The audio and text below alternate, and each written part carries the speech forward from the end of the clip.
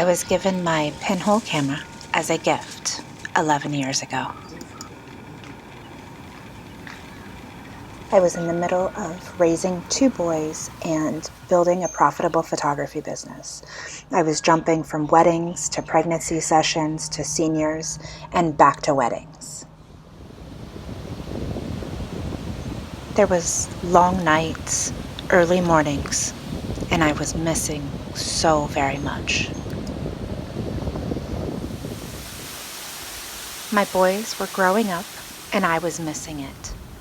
I was neglecting friendships, and it seemed as if life was passing me by because I was rushing from one moment to the next. And so I was given this little wooden camera that I have completely fallen in love with. There's no lens, no viewfinder, and no modern technology. No screen on the back to view your image. There's no guarantee that the image will come out. You take a calculated guess, aim the camera, and slide open the shutter.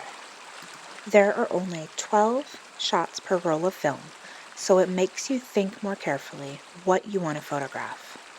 The fastest image I can take with this camera is 2 seconds, and some images I've taken up to 2 hours to take the image. Because the image takes seconds to capture onto the film, it creates a unique, dreamy look. Objects that have movement, like water or blowing grass, move and blur in the image. Also, because there's no lens, some things are distorted, and almost always the edges of the image are stretched out.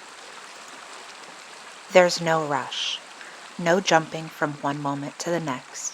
You open the shutter and wait to close it in 2 seconds or 2 hours. During that time, you take in the environment. Listen to the birds and the sound of the water making its way downstream, the wind blowing in the trees or the sound of the distant train, the feel of the air or the mist on your skin, the smell of the crisp forest or the salty ocean air.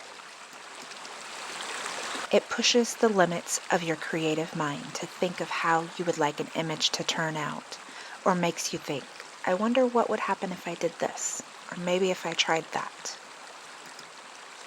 I remember when each one of these images were taken. A 5-minute image of my sleeping toddler on the beach in Hawaii after we had scattered my mom's ashes, or lying in the mud at the Wooden Shoe Tulip Festival, going for a long drive just to get to that abandoned house that I saw once before as I passed it. I seem to notice that I'm constantly lying on the ground or in the middle of some road in the middle of nowhere.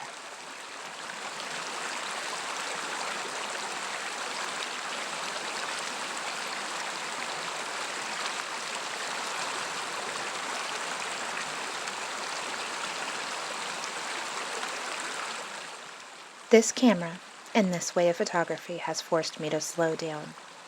I began taking less wedding clients and going on more hikes with my boys, who aren't really boys anymore at 13 and 21. And now both of them know how to use my Pinhole camera.